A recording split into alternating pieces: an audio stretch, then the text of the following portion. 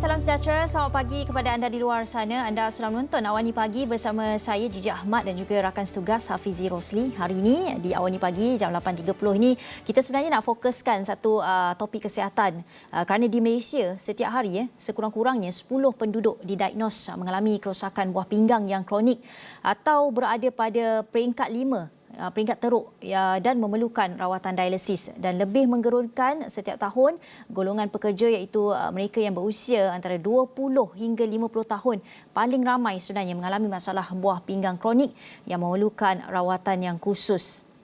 Dan risiko kegagalan buah pinggang semakin tinggi dengan pertambahan umur.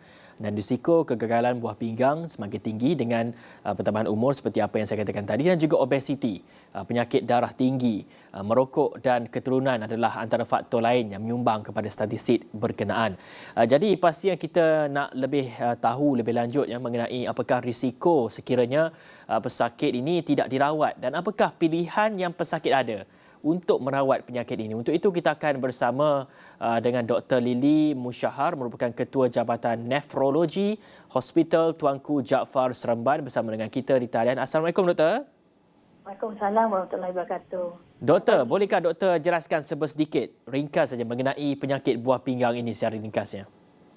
Okay. Penyakit buah pinggang kronik ataupun CKD, chronic kidney disease, adalah quite common lah berlaku di Malaysia, bukan sahaja di Malaysia tetapi di seluruh negara. Dan punca utama penyakit buah pinggang kronik di Malaysia adalah kencing manis, di mana lebih kurang 70% disebabkan kencing manis. Jadi bila kegagalan penyakit buah pinggang ni, dia ada 5 tahap 1 hingga 5. Bila sampai tahap yang kelima, di mana kegagalan buah pinggang tu, fungsi buah pinggang hanya tinggal 15% sahaja, kita dah suruh pesakit buat persiapan untuk menjalani rawatan dialisis atau pemindahan buah pinggang, itu transplant. Jadi di Malaysia buat masa ini terdapat lebih kurang 45,000 pesakit yang menjalani dialisis. Itu data daripada yang kami kumpulkan sehingga penghujung tahun 2018. So, saya rasa kalau 2021, kalau data kami telah lengkap, saya rasa tim kita di Malaysia telah capai 50,000 pesakit yang menjalani rawatan dialisis. Dan untuk makluman Gigi dan juga Hafizi, setiap tahun seramai 8,000 pesakit baru disahkan mengalami penyakit buah pinggang yang perlu menjalani rawatan dialisis. Dan jumlah itu adalah amat besar di mana bila menjalani rawatan dialisis ada pertukaran rutin hidup pesakit tersebut, di mana beliau perlu menjalani rawatan dialisis sepanjang hayat. Ya, Doktor, dalam masa yang sama juga kita sebenarnya pagi ini nak membincangkan mengenai salah satu rawatan yang dipanggil peritoneal dialysis. Mungkin Doktor boleh terangkan apakah itu peritoneal dialysis ataupun PD? Apakah sebenarnya definisi utama PD ini? Okey. So, bila kita cerita tentang rawatan dialisis, itu mencuci buah pinggang untuk keluarkan toksin dan juga untuk keluarkan air berlebihan dalam badan. Ada 2 cara rawatan sebenarnya, hemodialysis dan peritoneal dialysis. Kebanyakan kita lebih familiar, lebih tahu tentang rawatan hemodialysis, tetapi mungkin ada beberapa penduduk kita di Malaysia ni tidak berapa faham tentang rawatan peritoneal dialysis. So di Malaysia, 85% atau 90% pesakit yang mengalami kegagalan buah pinggang kronik tahap 5 menjalani rawatan hemodialysis, dan hanya 10 hingga 13% saja yang menjalani rawatan peritoneal dialysis. So perbezaannya, rawatan peritoneal dialysis ni yang bagusnya ia boleh dilakukan di rumah pesakit sendiri.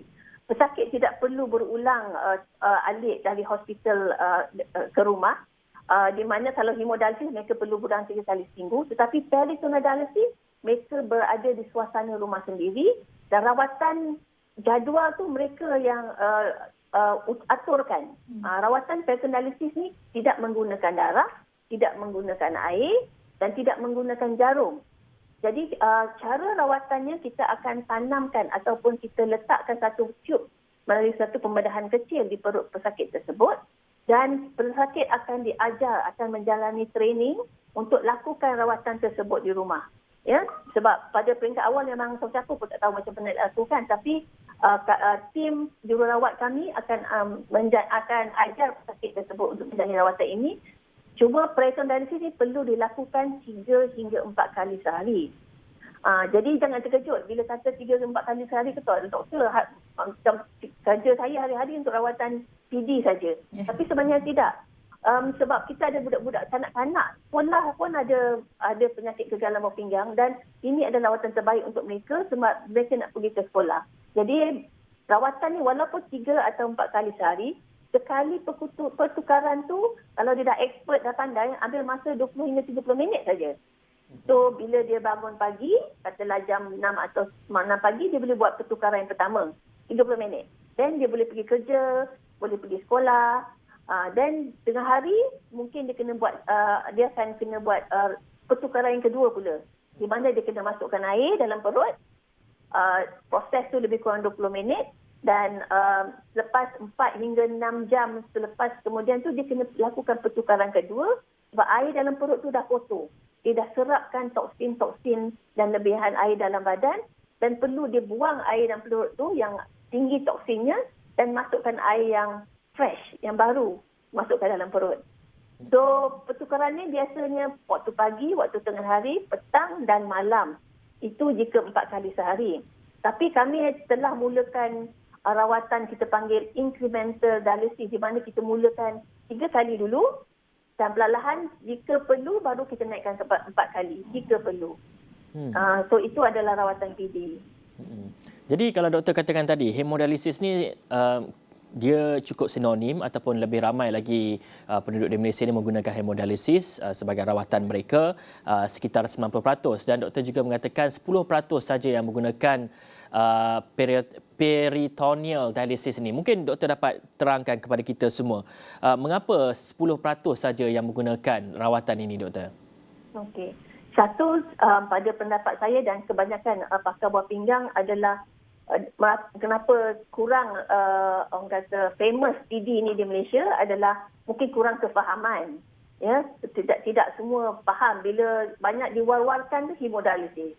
Jadi kita perlu war-warkan sebenarnya ada rawatan satu lagi, peritoneal dialysis, di mana tugas saya dan juga doktor-doktor saya untuk war-warkan sebenarnya peritoneal dialysis ni wujud dah beberapa tahun di Malaysia. Dan sebenarnya sejak pandemik COVID ni, kami dapati pesakit yang buat rawatan di rumah ni kurang mendapat jangkitan COVID sebab dia tidak expose.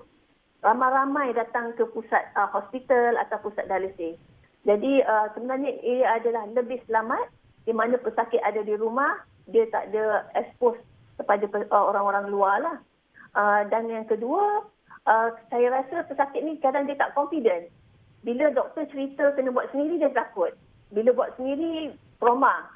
Macam mana ni, saya dah lah sakit, nak buat sendiri lagi. Tapi sebenarnya, kita tim-tim doktor, pakar dan jururawat CAPD, kita akan bantu dan uruskan. Di mana kadang-kadang dulu-dulu sebelum pandemik ni kita pergi ke rumah.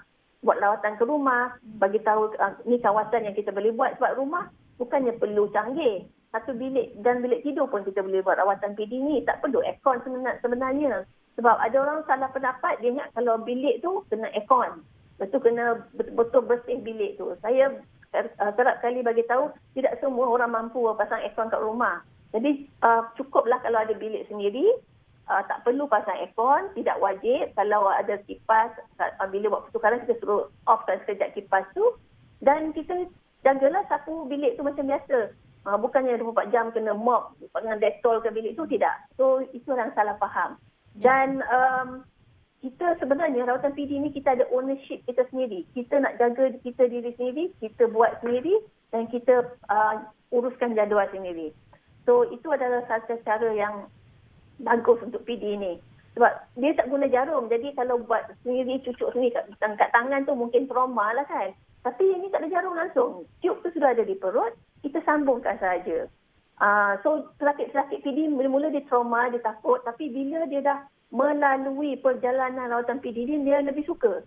So sebab dia ada dapat luangkan masa di rumah, tak perlu guna transport nak berulang, tak rasa sakit langsung untuk jalani rawatan itu. So pada saya sebab bila kurang faham tentang rawatan PD, mereka tidak terima. Tetapi sekarang di Malaysia kita cuba nak ubah senario di mana kita nak lebih utamakan rawatan PD sebagai rawatan utama, especially sejak pandemik ni. Jadi di hospital saya, di Hospital Tuanku Jaafar Seremban dan di Negeri Sembilan, kami memang war-warukan rawatan PD sebagai rawatan utama. Jadi saya dapati sejak dalam 5 tahun ni berlaku peningkatan pesakit boleh terima rawatan ini. Dan saya rasa lebih bagus kalau ada pesakit sendiri yang jalani rawatan ni, mereka sendiri boleh cerita pengalaman, baru orang lain boleh terima. Sebab kadang-kadang pesakit ni dia tak susah nak dengar kata doktor tak sakit. So mungkin tak alami apa yang kami alami. Tapi sebenarnya kami bila kita perjalanannya bersama, selalu kerap berkata, this is perjalanan kita bersama, bukannya kamu sendiri. Sebab kita punya jururawat PD ni akan bersama-sama any 24/7, 24 jam boleh sentiasa call kalau ada masalah di rumah. Ya, doktor, sebenarnya adakah semua pesakit buah pinggang ini boleh memilih jenis rawatan yang mereka mahu? Bagaimana ataupun pesakit yang bagaimanakah yang boleh ambil peritoneal dialysis, hemodialisis ataupun pertukaran buah pinggang itu, transplant itu sendiri? Okey, untuk makluman Gigi dia beberapa negara, contohnya di Thailand dan di Hong Kong, dua negara tersebut memang wajib rawatan pertama mesti PD. Tidak boleh buat hemodialisis. So kalau pesakit tu pilih rawatan hemodialisis, mereka kena bayar sendiri. Kerajaan mereka tidak tanggung. Tetapi di Malaysia, kami masih lagi beri pilihan. Di mana bila sebelum sampai tahap kelima, kita sudah ada ceramah, kita cerita rawatan utama kalau umur kurang dari 60 tahun memang transplant, pemindah buah pinggang yang paling bagus. Kemudian pilihan yang seterusnya adalah rawatan hemodialisis ataupun PD, dan tak ketinggalan satu lagi rawatan di mana kalau umur yang sudah lanjut, dia memang sudah tidak sesuai untuk rawatan dialisis, kita panggil palliatif. Itu adalah satu rawatan yang pesakit boleh pilih tanpa tidak menjalani rawatan dialisis langsung. Tapi antara PD dan hemodialisis, kita akan cerita kebaikan dia, keburukan dia, bukan keburukan lah, apa komplikasi boleh berlaku. Dan bila pesakit jumpa kita semula, kita suruh dipilih mana yang rasa dalam hati kamu rasa itu adalah rawatan sesuai. Jadi kami tak ada paksa, tak boleh, kamu tak boleh buat HG, kena buat PD. So di Malaysia kami masih lagi belum wajibkan itu. Doktor, kalau untuk PD itu, adakah ia akan menyebabkan kepada implikasi kewangan ataupun pesakit itu memerlukan modal yang besar lah untuk membeli ataupun meminjam mesin itu, ataupun bagaimana, doktor? Okey, so di Malaysia sebenarnya sistem kesihatan kita, pesakit penduduk kita ni sebenarnya amat bertuah. Sebab banyak subsidi dan bantuan pembiayaan berbanding dengan negara luar di mana ada yang perlu keluarkan duit sendiri. So di Malaysia kita ada bantuan kalau mereka kerja-kerjaan, kita ada bagian pencen, bantuan SOKSO, Baitumal, kadang ada juga suci, bagian di mana mereka akan bantu pembiayaan rawatan dialisis. Jarang-jarang sekali saya tengok di mana pesakit sendiri kena keluarkan duit. Rawatan dialisis, hemodialisis ataupun peritoneal dialisis kosnya lebih kurang 2,000 hingga 2,400 sebulan. Jadi bila mereka disahkan mengalami penyakit buah pinggang ini dan perlu menjalani rawatan dialisis, kami akan uruskan permohonan pembiayaan tersebut melalui channel-channel yang berikutlah, sama ada mereka kerja-kerjaan, SOKSO, ataupun melalui Baitumal ataupun suci contohnya. Jadi kadang-kadang saya kata jangan fikirkan keluarkan duit sendiri sebab banyak subsidi dan kerajaan hospital pun kita ada bantu di mana kita boleh bantu pesakit tersebut di bawah penjagaan kami untuk jalani rawatan PD ini dengan kos yang minima RM100 sebulan saja, walaupun jumlah kos yang sebenarnya adalah RM2,400. So pesakit tak bayar pun RM2,400, dia bayar RM100 sebulan saja bila mereka berada di bawah hospital kerajaan. Baik, banyak sebenarnya saluran-saluran bantuan yang perlu anda tahu mengenai peritoneal dialysis ni. Merupakan satu rawatan buah pinggang yang boleh dilakukan di rumah yang sebenarnya tak ramai tahu. Tapi kita sebenarnya nak kupas lebih banyak mengenai peritoneal dialysis ni, perbezaannya dengan hemolisis dan sebagainya bersama dengan Dr. Lily. Tapi kita perlu berhenti berehat seketika, kembali selepas ini. Terima kasih kerana terus bersama kami di Awani Pagi. Kami masih bercerita mengenai rawatan peritoneal dialysis yang merupakan salah satu pilihan utama para pesakit buah pinggang. Tahap akhir melalui manfaat rawatan ini yang dilihat fleksibel dan juga boleh mudah dilakukan di rumah. Kita nak terus lagi bercakap dengan Dr. Lily Musyahar yang merupakan Ketua Jabatan Nefrologi Hospital Tuanku Jaafar Negeri Sembilan. Kita nak bertanyakan mengenai perbezaan sebenarnya antara rawatan peritoneal dialysis dan juga hemodialisis ini. Apa mungkin perbezaan ketara yang boleh doktor jelaskan? Okey, terima kasih. So, rawatan hemodialisis ni adalah rawatan di mana pesakit perlu menjalani pencucian darah 3 kali seminggu. Setiap sesi itu perlu dilakukan 4 jam. So, pesakit perlu berulang ke pusat dialisis sama ada di hospital ataupun di pusat dialisis yang terdekat 3 kali seminggu, dan 2 jarum akan perlu ditusukkan di tangan, ya, di fistula, kita panggil tapak. Fistula di mana pembedahan perlu dilakukan untuk persediaan tapak tersebut di tangan. Dan tapak ni mengambil masa 3 bulan lebih kurang, 2 hingga 3 bulan untuk matang sebelum boleh dicucuk untuk keluarkan satu jarum untuk keluarkan darah yang kotor daripada badan menggunakan mesin hemodialisis, dan darah yang bersih akan masuk semula ke dalam badan pesakit tersebut melalui jarum yang kedua. Dan ada pesakit kalau mungkin dilihat ada pesakit digunakan tiub di leher.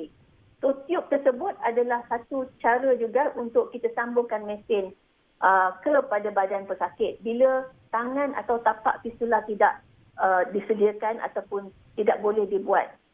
Itu adalah rawatan hemodialisis. Rawatan peritoneal dialysis adalah rawatan di rumah. Tidak perlu berulang alik daripada rumah ke pusat rawatan. So sebenarnya dijimat masa, ya, dan juga jimat kos duit sebab pengangkutan tak diperlukan. So pesakit lakukan di rumah seperti mana saya sebutkan tadi, ada jadualnya sendiri. Pesakit yang kawal buat 3 kali atau 4 kali sehari.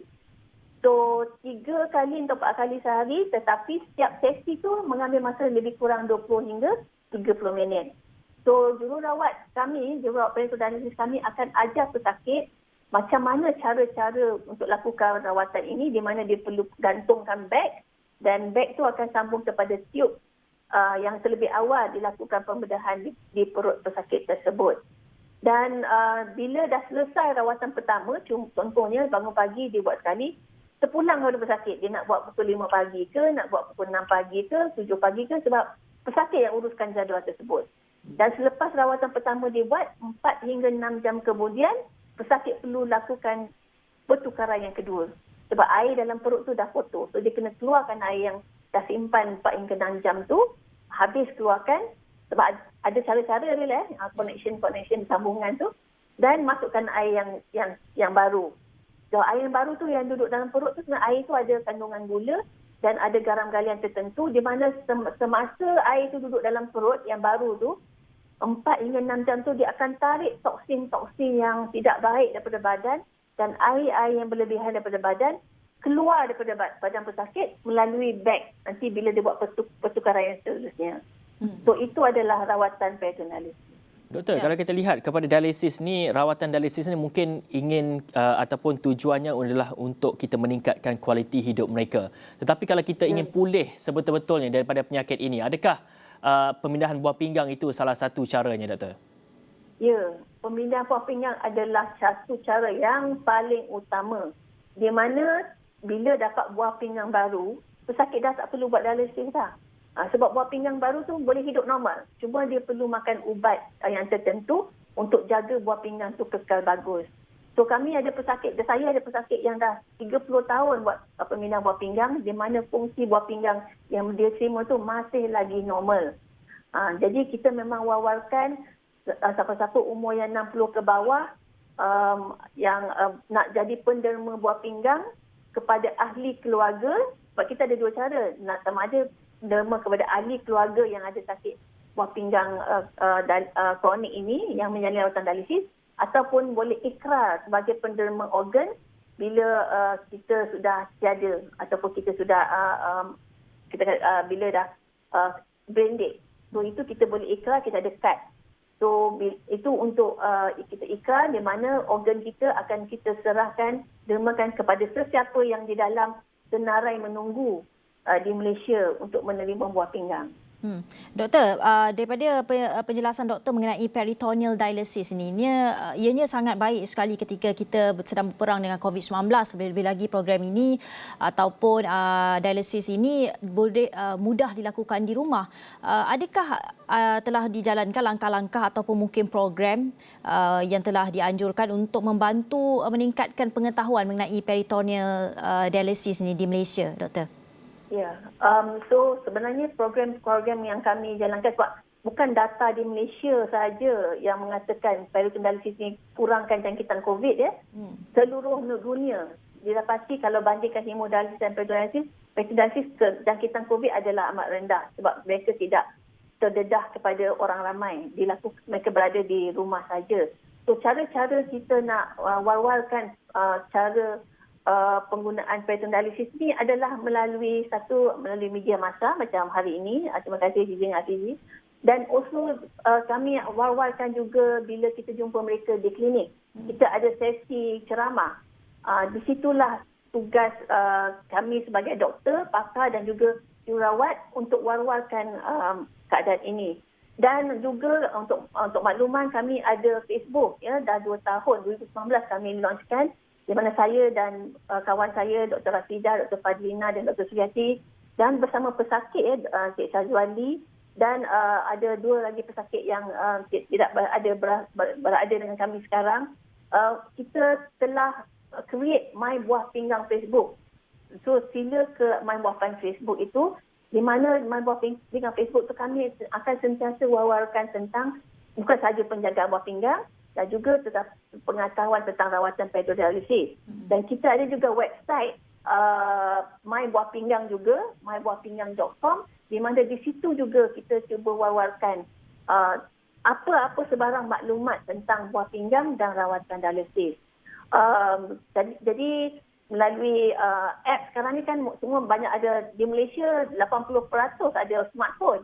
Jadi itulah salah satu cara kami nak cuba sampaikan kepada orang ramai melalui smartphone ni. Ada My Buah Pinggang, My Buah Pinggang Facebook, dan boleh layari digital app tersebut untuk mendapat maklumat lebih lanjut. Okey. Baik doktor, sebelum kita nak berakhir ni mungkin ada sedikit nasihat daripada doktor sendiri. Pertama, bagi mereka yang mungkin ada simptom-simptom dan sebagainya, perlu membuat saringan dan sebagainya. Dan kedua, bagaimana agaknya doktor ingin menasihatkan kepada mereka di luar sana yang bergantung kepada hemodialisis ni supaya beralih kepada satu lagi mode dialisis iaitu PD. Bagaimana sebenarnya kita nak galakkan mereka semua ni doktor? Okey, saya tak bertujuan nak alihkan pesakit yang buat rawatan hemodialisis sebab tidak mudah. Sebab mereka sudah mulakan rawatan hemodialisis.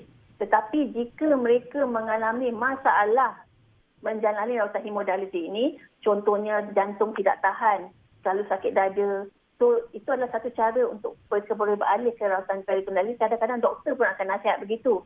Sebab mungkin rawatan hemodialisis beban kepada jantung. Dan kedua, jika tapak yang saya sebutkan tadi bermasalah, tube yang di leher itu bermasalah, selalu dapat jangkitan kuman, tak boleh masuk, blok. Jadi kami terima banyak pesakit yang daripada rawatan hemodialisis yang mengalami masalah begitu dan tidak sesuai menjalani rawatan hemodialisis, kami alihkan kepada peritoneal dialysis. Tetapi kalau pesakit yang tidak ada masalah, mahu kekal kepada hemodialisis, jadi tidak semudah untuk alih. Sebab mereka sudah ada selesa dengan rawatan tersebut, kecuali diri sendiri mereka mahu beralih sebab ada keadaan-keadaan tertentu. Ya. Baik, terima kasih Dr. Lily Musyahar, Ketua Jabatan Nefrologi Hospital Tuanku Jaafar Seremban, kerana sudi berkongsi dengan kita berkenaan dengan home based dialysis ni yang dipanggil peritoneal dialysis. Susah nak sebut sebenarnya. Tapi dalam apa pun sebenarnya seperti yang Dr. Lily kongsikan di Thailand, jenis dialysis ini, peritoneal dialysis ini merupakan pilihan utama di sana. Manakala kita di dalam Malaysia ini mempunyai beberapa pilihan dialysis, tapi apa yang menarik mengenai peritoneal dialysis ini yang perlu pesakit buah pinggang tahu adalah merupakan rawatan yang sangat fleksibel dan mudah dilakukan di rumah. Terima kasih Dr. Lily kerana sudi berkongsi dengan kita sedikit sebanyak berkenaan peritoneal dialysis, dan kita harapkan perkongsian ini memberi manfaat kepada pesakit-pesakit buah pinggang di luar sana. Saya kira itu sahaja yang dapat kami bawakan. Saya Gigi Ahmad. Saya Hafiz Rosli. Assalamualaikum dan salam hormat. Jumpa lagi.